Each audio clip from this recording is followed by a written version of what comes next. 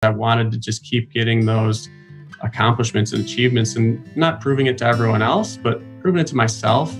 And just trying to live my best and fullest life and set myself up so that, no matter what comes down the line, I'm going to be happy. Hey there, everybody, and welcome, Orthopreneurs, to another episode of the Orthopreneurs podcast.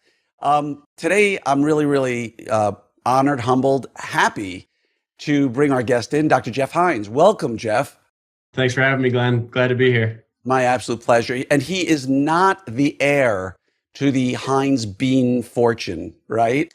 Unfortunately. And just for those who are questioning, it's for the Heinz ketchup fortune. They also do beans. I know. I love the beans because, growing up Jewish, I couldn't have bacon and nobody made vegetarian beans except for Heinz. So that shout out was for every kosher person in the world who thinks of Heinz, thinks of beans before ketchup. Man, if I was part of that family, I wouldn't be messing around straightening teeth, but that's all right. We get pretty good gig anyways. Maybe be an international man of leisure who just straightened teeth on his private jet, like flying from continent to continent, fixing smiles. Philanthropist, orthodontist. So, let's start off the way we start off with every interview here on the show and sort of tell everybody a little bit about how you ended up where you are to become an orthodontist, if you don't mind, and where you practice and how many practices you have. Sure. Yeah. So went to dental school, Detroit Mercy back in 2010 and wasn't really sure what I wanted to do. One of my best friend's fathers was a dentist, and he was the one that kind of got me into dentistry. I didn't really have a direction. I was thinking medical, dental, and undergrad, but I didn't know for sure. But I was a guy that was always in the garage working on things, whether it was my dirt bikes or snowmobiles and those kind of things. And he kind of just cherry picked me and said, Jeff, you got to come see what I do every day. And that was my first time really shadowing a dental office. Wow. And the next day I changed my major and went in. So went in the first couple of years and I was kind of thinking general dentistry, really liked it, and then kind of switched gears a little bit and went ortho. When I was thinking about ortho, I had an interesting perspective when I was a kid. I had two opinions on where I was going to get my braces.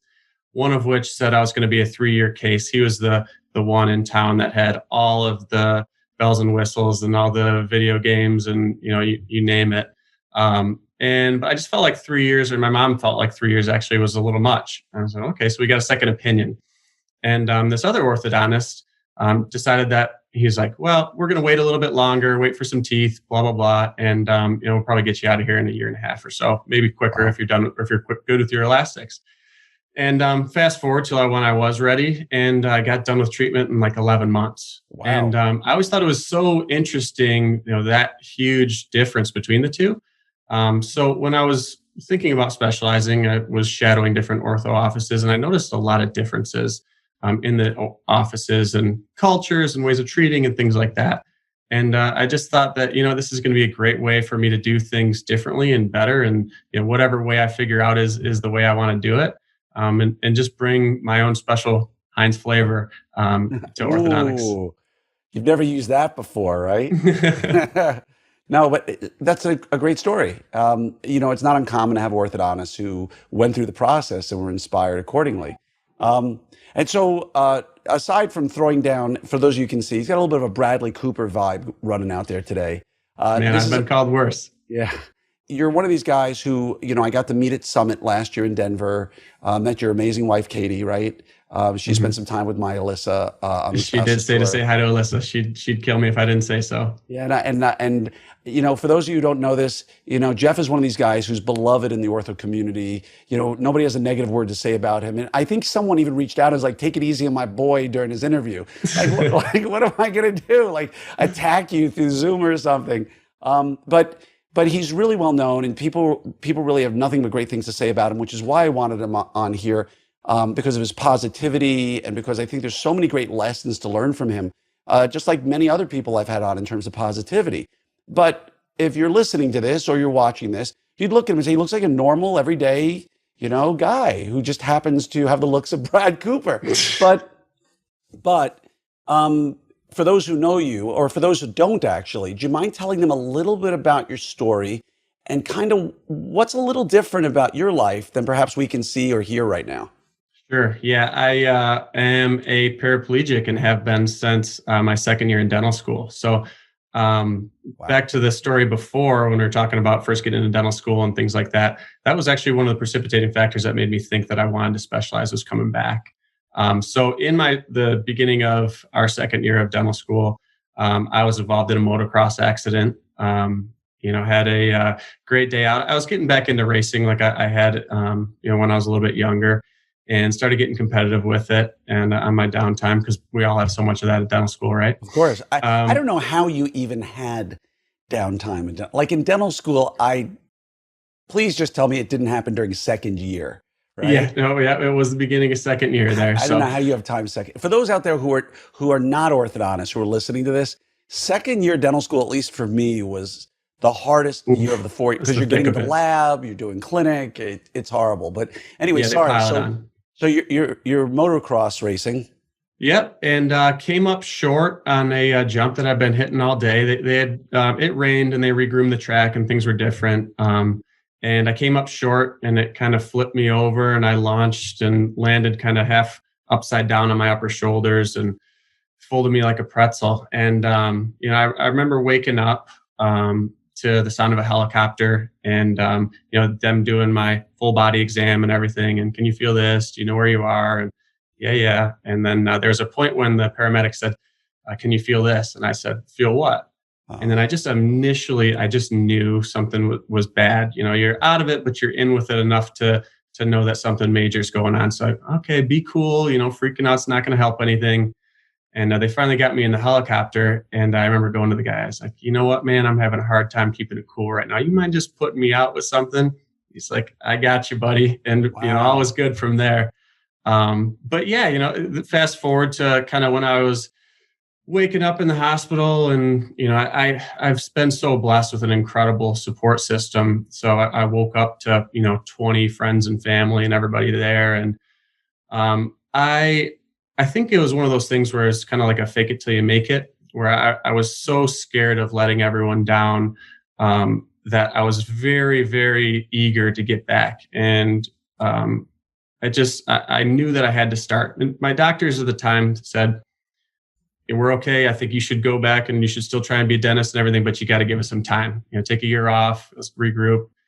I'm like, I'm going to go nuts if I take a year off. What did And they want? that would If you don't be mind my asking, what did they want you to take a year off for? What was for because mental it's such a clarity? wild change just to get used to your body again and learn how to live. And you're so weak coming out of the hospital. And I went from, 210 pounds and in the best shape of my life to when I got out of the hospital, I was like 170. So, you lose a lot of muscle mass and the changes your body go through are pretty wild. I mean, your circulatory system and things like that change. And I mean, you get really lightheaded and you're weak and you got to basically you learn how to live again. But I Wow. knew that year off would kill me inside. And so basically with friends and family and support and about a week later, my friends and a couple other friends from dental school showed up and gave me a stack of books this tall and my laptop, and we started studying. And basically, I think it was about 6 weeks later. So it happened on September 3rd. And just before Halloween, I had them release me a little bit early. And I got back home and strapped my back brace on. And I think a couple weeks after that, got back. It was mid November, got back into school. And again, thick a second year. They're getting Wow. ready to start doing finals. And it almost turned into my own version of therapy because I was so busy. I didn't have a single second to think about anything else in my life aside from dental school. And it was almost like it was out of sight, out of mind, which is an oversimplification, but it was my passion and what I was going for. And I was able to make up the first semester of second year during the second semester of second year and get all caught up basically just shy of a year later and got Wow. into clinic with all my friends. And when I started going back and getting back into things and getting caught up, that new drive and new feeling that I had, just I really started to excel and went from a middle of the pack student to top 10 of the class, and we had a really competitive class. I think we had like high teens or low 20s of our 100 kids that specialize. Wow. So really, really solid group. And he started doing good. I'm like, you know what? Maybe I should specialize. I'm going to be in a good position for it. And I was thinking back to the experience that I had with ortho before, and we just kind of went for it. And it was good. It was an incredible feeling getting caught up, and graduating with my class on time. It was my own slice, a new version of normal. And it felt incredible. I mean, when we rolled across that stage, everyone gave me a standing ovation and just standing there and just soaking it all in. It was amazing. And yeah, so I went out and I knew I wanted to specialize. I was definitely thinking ortho, but I also wanted to get some wind in the sails, so I didn't go right into residency. Went out and practiced general dentistry for my good buddy's dad, who was a dentist. And got basically everything that happened. It was a lot to get through all that. I needed to be rejuvenated and I get out of academia for a little bit. Yeah. And it was the best thing I could have done because I love general dentistry. It gave me a ton of valuable knowledge and kind of the other side of things when we're thinking ortho. But going back, it was the first time I felt rejuvenated and ready to learn since I felt like I was going to undergrad again. So I hit residency, to back up, I had, when we were going through and doing the interview process application process, I was very forthcoming with my situation and what happened. My letter said, this is a story unlike any you've heard, blah, blah, blah. And I laid it all out. And I think that might have hurt me a little bit, but it's one of those things where if someone's not going to give you an interview because of this kind of situation, I don't want to be there anyways. Amen. And my lone interview was at Indiana University, and went down there to talk about some nerves. Yeah. And we interviewed and met some of the best friends that I still, to this day, I'm going down there this weekend for the Indy 500. It's the annual trip for us. Wow. And did residency in Indiana. Learned a ton, had a great time, met some incredible friends, and just an extra feather in the cap, man. Yeah, I mean, it's just, your story is so incredible, man. And the way again, many of us out there have done some crazy sports or things like that. And I'd be a liar, if I didn't tell you that a few times it crossed my head, like, should I be doing what I'm doing? I mean, and I can't even begin to put myself in your shoes of how could, I've always looked at folks like you, people who've led remarkable lives, like fully fulfilled lives, after a tragedy like what you went through, and look back on and go, hey, I went and I did this, and I got through second year and I was all caught up and I was top 10. And like, I often question myself, would I have the ability to do that? Right? Like, I think you'd be surprised. A lot of people say that, and I've never really looked at myself as this wildly special or different human being. I mean, I'm very driven, but a lot of orthodontists are very driven. And I think that everyone experiences their own version of hell in their life at some point, and has an opportunity to overcome and, do better and grow from it. And mine was a little more extreme than most. But, I think you'd be surprised at how resilient humans can be when they have a good support system and the right head on their shoulders, and just the determination that you don't want to do anything different than your original plan. And however the hell it's got to happen, it's going to happen. It's amazing, man. And I told you before we came on the air, I'm like, just tell your story, brother. It's so positive. It's such a great outcome. And I know that you're only on the first few chapters of the story that you're writing. And I said, no, I'm not going to dive into too many deep questions, about that. But like, I have to ask, in like movies, like Rocky, when Rocky's training, right? They show you like 8 weeks of training in like a montage to like, Eye of the Tiger that takes like 3 minutes, right? And they don't stop to really realize, what really went on during training. Mm-hmm. And your story reads like that a little bit. Like, I had this accident, my friends were in the room, we studied, I got through this, and, I was really busy, but no doubt there were a lot of quiet times, right? Oh, yeah. There had to be. If you don't mind my asking, what was it that got you through those quiet times? Was it a competitive nature, like, I'm going to beat this? Was it a sort of like, optimistic nature, like, some people would say there's a higher power that has a purpose for me? What was it that like you went to deep in your soul, if you will, that sort of got you through those quiet times? Yeah, I think there's a little bit of everything, a little bit of competitiveness, or a lot of bit of competitiveness, if I'm going to be honest. I don't know you Yeah, well, Jeff, but I'm willing to wager yeah, that quite a bit. I did not want to get in like the octagon with you, dude. Like, Yeah, yeah, definitely some competitive nature there. And I also had this, I have a very close relationship with my parents. My mom is my rock. She's been through a lot in her life. And there have been plenty of times, or there were plenty of times when we were sitting there and it just was too much. And, we'd hug and cry it out and just like, man, this isn't fair. And why me? And blah, blah, blah. And then I felt like if I let her down and I let my dad down, my dad's a very emotional guy, even though you think I'm big, he's a big dude. But he's a big softy deep down. And I just didn't want to let anyone down.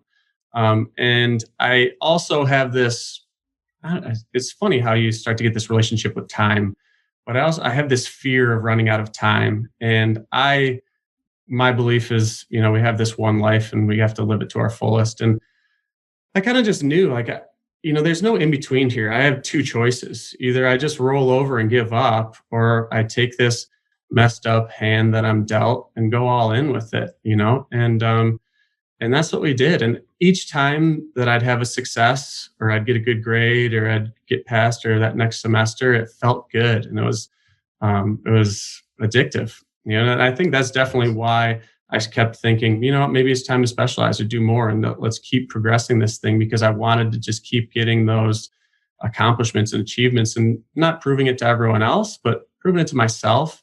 yeah. And just trying to live my best and fullest life and set myself up so that, no matter what comes down the line, I'm going to be happy. Well, you earned it, brother. You definitely earned it. And it's interesting as I hear you talk about it, because, I think a lot about the same thing you just mentioned. I think a lot about this one life we get, right? Mm-hmm. And I heard somebody say this the other day, and it really resonated with me, because I know I'm a bit older than you. But I think I'm like 8 months older than you, right, Jeff? Ish, yeah. Clearly not true. You're not a bean magnet, and you're not 8 months younger than me. But someone said it in a nice way about themselves the other day, and it really clicked that the sun is no longer rising in my life. The sun is setting. It's hit the Mm-hmm. apex of the sky already. And when you start looking at life as the inevitability of the fact that, twice my age puts me at almost 110, unless it's a really unique lifestyle I lead. The sun is setting, and Yeah. you only have so much time to make a difference in your life, which is part of what drives me so hard with Orthopreneurs and try to help people in their lives, because, these are my best days, man. I'm in my Mm-hmm. mid 50s. Thank God I have my health. I've got a wife who loves me, I think. I've got three think so, kids too. who are just amazing, and and the financial wherewithal to be able to enjoy life. And, Mm-hmm. will I be able to say that in 15 or 20 or 25, 30 years from now? I don't know. And so kind of like yourself in very different circumstances, I would encourage everybody out there to sort of take that look at, you got this one life. Like, Yeah. you can sit I on think the we have to be couch. really intentional about it too. It's funny. One of my Exactly. best friends, another guy from residency who lives in California, Want to we give him a shout talk a out? lot. Come on, give me a shout Yeah, out. Chris Bro. Benenati, he's a man. But Chris there's so many Benenati. guys. I can't name them all. He's the one that said this to me. He's like, man, I wish I lived closer to you. I'd love to partner with you. I think we could do such great things. I love seeing you, blah, blah, blah. And he's like, I think about it. And I think that, we're 34, 35 years old. Like, does that mean we get like 50 more times to hang out with each other if we're seeing each other once or twice a year? And I'm like, oh man, we got to get something on the books. That's too much for me to handle. So, it's funny, I think you posted something on Orthopreneurs this past week about saying no to things and not being such a yes man. That's funny. I actually was thinking about bringing this up because it's something I'm working on personally. Is I have FOMO constantly. I always want to do a little bit of everything and, as much as I can. And I think that for me now, if it's not an F, yeah, I want to do that, then sometimes I just won't do it. I think especially having a 6-week-old baby boy now, a beautiful wife at home, like if it's not really, really important to me, I'm trying to be better about saying no to things and being more intentional about the time that I spend with people and at places and things like that. Oh yeah, man. And again, I would tell your friend, what's his name again? Chris Benenati. Chris Beninati. Chris, I'm talking to you now, brother. You know, if you view your life, in my opinion, as a number of times you have left, so to speak, you're missing the journey in and of itself because you're counting it down, if you will. And I Agreed. think I go the other direction is when's the next time I'm going to see you, as opposed to how many times will I see you, right? And I Mhm. wrote a while back about something called plus one. It was something I worked on with my coach. And the plus one is, at the risk of boring some people who may have heard it before, um, if you could take all the areas of your life, everything from family, faith in either God or yourself, um, fitness, practice, your clinical skill, like everything, and you gave it a score from 1 to 10 of where you view yourself as you only you know what you consider a 10, right? Mhm. Rate yourself on a scale 1 to 10 for each of those items, and Oof. then endeavor to figure out what would a plus one look like in each, not to get to 10, but what does a plus one look like? And like with friendship, a plus one is maybe Zooming with my friends more often, right? The Mhm. ones that aren't around. Because I've moved from New York to Seattle to Florida to Texas. I don't have any of my childhood close friends within 1,000 miles of me. And so that pains me, that hurts me deep inside. Because when the sun is beginning to set, you realize that, I wouldn't count number of days, but, you've got to keep this history going. And so I would encourage everybody, rather than look at the number of times, just like plus one. What does plus one mean to you? Because you can accomplish a plus one. 10 would be, Absolutely. oh, we got to hang out 3 times a year. Well, no, what's Yeah. plus? That's a 10. Let's What's just do it a little better this what's year. plus one? What can I do right now to just be just a smidge better? Hey, man, like I just told my best friend from childhood in New York, I just sent him a Yeti Blue mic. I'm like, dude, we're starting a podcast together. He's like, what are we going to talk about? I'm like, You whenever don't we have enough talk, irons in the fire right now, Glenn. Are you kidding me? but again, this is, you get this. And I think a lot of people out there will. Another podcast with my best friend is not another iron in Yeah, the that's fair. fire. That's an opportunity to plus one it, man. That's a chance Mhm. for me to connect with my best friend and to carry on the conversations that we always do that people listen to and are like, whoa, that's a cool conversation. And it's about movies, about pop culture. And we're both cynical and we finish each other's sentences. And I hope everybody out there has a friend like that. And Mhm. so I would just ask Gary, plus one it. Just figure out how do you plus one it? How do you make that connection better with your family? You're sitting on the couch, you hear the door open to the garage, you know your wife is coming home with groceries. Plus oneing it means getting out there and helping her with the groceries when ordinarily maybe she's got 2 bags she can bring on her own. I'm gonna, my kids come home and I'm tired, whatever, I'm gonna plus one it. And so if you plus one it often enough, before you know it, you've plus 4 or 5'd it. And Yeah. now, oddly enough, your new 10 is no longer where it was. All right, Chris. Plus one. One more on the books for next year, brother. There you go, man. Call Chris up once a week and just say hi. Like that's your Yeah, plus yeah. one right there, right? And Yeah. so he mentioned he's got a new son who's 6 weeks old. What's his name? Jack William Heinz. Which Jack. that name wasn't even on the list. So we went for a surprise, so we didn't know if we were having a boy or a girl.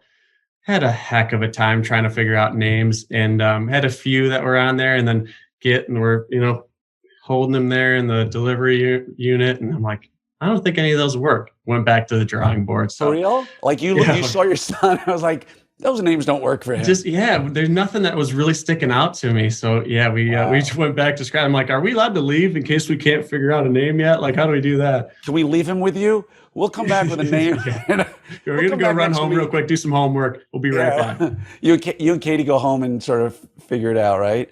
Yeah. And by the way, your wife was with you before the accident, correct?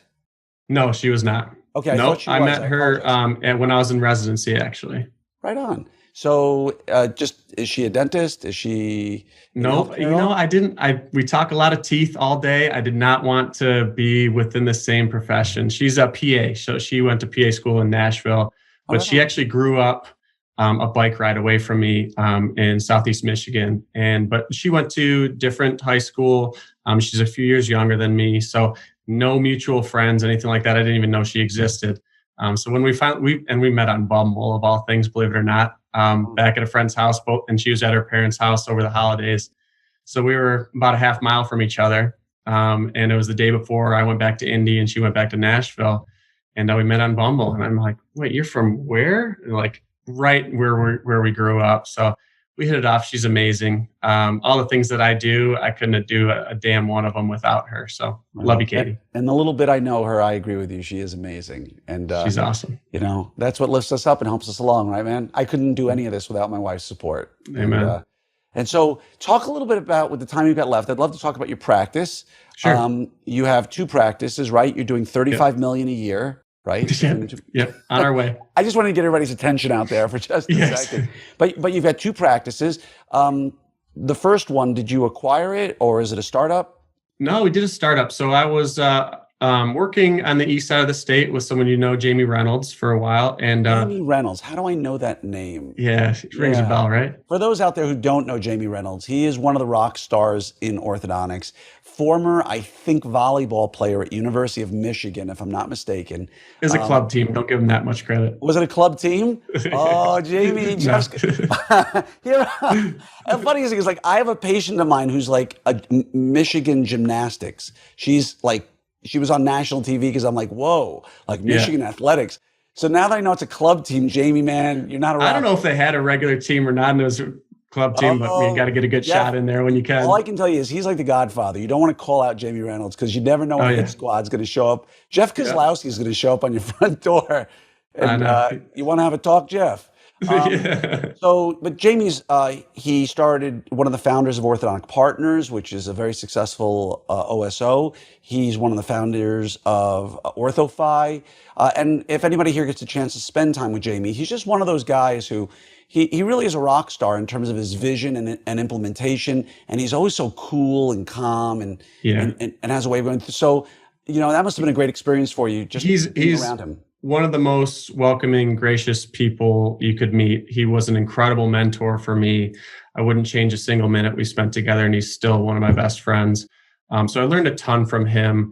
But I had this, my grandpa was an entrepreneur. He started off sweeping the shop at a kitchen and countertop shop, and worked his way up, and then eventually bought in with a partner, and was the owner of the business. And I've always had this drive that I knew I wanted to give it a shot and see if I could be an owner of my own business. So what I basically did was started a scratch start in Rockford, Michigan. Nice. It was actually an interesting story. There was an orthodontist here in this space who went out of business, and his practice sat empty for about 7 or 8 months. So all the patients were gone. And a friend of mine, Laith Miller, great dude, who is an orthodontist here in Grand Rapids, said, this is our old practice. We sold it, a couple of years back. The guy went under for some, X, Y, and Z reasons. And I think you should check it out. So we came out here and signed the lease and went for a startup. And it was a crazy ride. I was still working with Jamie at the time. And I'd work 4 days there and then drive up here Thursday night, sleep in the practice, work Friday. And because it was about 2 hours away from home for me. Work all day Friday and then drive back, lick my wounds on the weekend, and then just kept doing it. And then eventually our Fridays filled up. So then we added a Thursday. And then, I'd drive in Thursday morning, work a late day, sleep at the practice, work Friday, drive back home. And then we eventually opened a Monday, and we were just kind of working our way up. And we got to the point where me not being here was limiting the practice. So decided to part ways with everything in the Detroit area and move full time over here. And so we started it in the thick of it, man, September 2020. Wow. And we had a great response, and the communities around here were great, and really, really loved it. You know how it is. It's infectious. Oh, yeah. And by the way, I bought, our first practice was kind of a defunct practice too, which is rare. Yeah. But just a quick question: did any of the existing patients ever come back to get treatment, or did it basically close long enough? Most of them dispersed. There was I was able to find and reach out a little bit on some Facebook and things like that, because it was a pretty abrupt stop, and there were people that paid in full and never got braces on. Yeah. So I thought that was an opportunity to do some right by the community and get a good word out there. So took some people in, did a little bit of pro bono work and some significantly discounted work, and took care of some families to put good out there. And there weren't as many, fortunately for them. They found good care elsewhere, but definitely had a handful of them, or a couple of handfuls with them. And there's some of our greatest patients and families. And there's other kids down the line, and I'd do that and more over again. It's amazing. And, it's like the old Gary Vaynerchuk, who I'm a big fan of, jab, Me jab, too. jab, right hook. Huge. Just give, give, give. And here's a lesson for younger orthos, and I think a lot of us older orthos can learn from it too, is, 3, 4, 5 years after you start your practice, are you ever going to feel the impact of giving away that free treatment? Not even slightly. No, but it feels good here, man. Exactly. I was about to say, but the memory of doing it in your heart and all the good you did, plus the secondary part of it, because you didn't have to do it, you did it for you, and the goodwill that you generated by doing it is going to come back 100-fold to you. And so, man, that's just a true testimony to who you are. And it's also important for people to remember that doing the right thing may not always yield amazing results, but it will always make you feel better, right? And so, in the short time we have left, you started a second practice, right? Yep. Well, then, so basically, our 1 year anniversary, I was at that point was coming over here full time, and I needed more. You know how it is going to dental school and residency, and a lot of debt and a family to feed and those kind of things. So, was fortunate to purchase a practice from a gentleman by the name of Dan Cruz on the south side of Grand Rapids. Our initial one up in Rockford's on the north side. And that has been a practice that was established for 30 years. Great team there, loyal patient base and things like that. So now we split the time between the two, and I'm as busy as I want to be. And the practices are growing. We have an incredible team. I have, the world's best office manager and team, Rebecca Mountain, you know who you are. She's a total rock star, and I got incredibly lucky to find her and just some really incredible talent, especially in a market right now where people are having a hard time finding people, and we just are creating this really, really great team right now, and I couldn't be more proud of it. That's awesome, man. For those out there who don't know, this guy over here, Jeff, is going to be speaking hopefully in Orthopreneurs Summit 2023, because I just love getting people with inspirational stories, and more importantly, good people, to sort of show like, hey, you know what? The old saying, nice guys finish last is not true. You should be a good person. You should help others, and great things are going to happen. I mean, we're all so lucky to do what we do, and you're one of those guys I just can't wait to get to know better over time and spend more time. We will.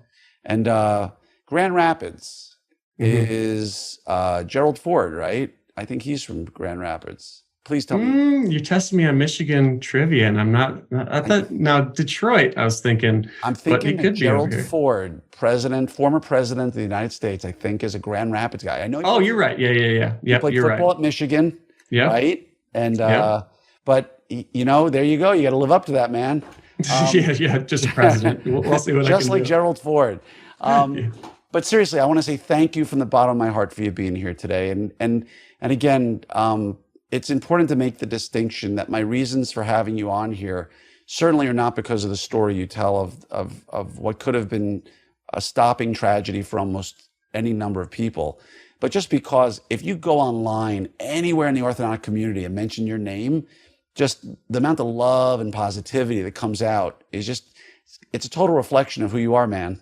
And so I appreciate that. I mean it. I just saying it out loud. And just can't wait to see you at some upcoming meeting before 23. Absolutely. And to see your lovely wife. Man, it hurt to miss out on AAO this year, but little Jack was keeping me back home. All the right reasons. I got a good excuse this year. Won't happen again. Saved you from COVID. yeah, exactly. Oh my gosh. I heard so many people got COVID. I mean, the AAO meeting was phenomenal. I heard my kids were graduating. So we're on the other ends. I couldn't go because my kids were graduating high school and college. So, like I said, for 8 months difference, it's crazy. Are so different. But yeah, hopefully we'll get to see each other at some event soon. And I just want to say thank you from the bottom of my heart for doing this today, because it means the world to me. Hey, it means the world to me to be here. Thanks so much, Glenn. Thanks, brother.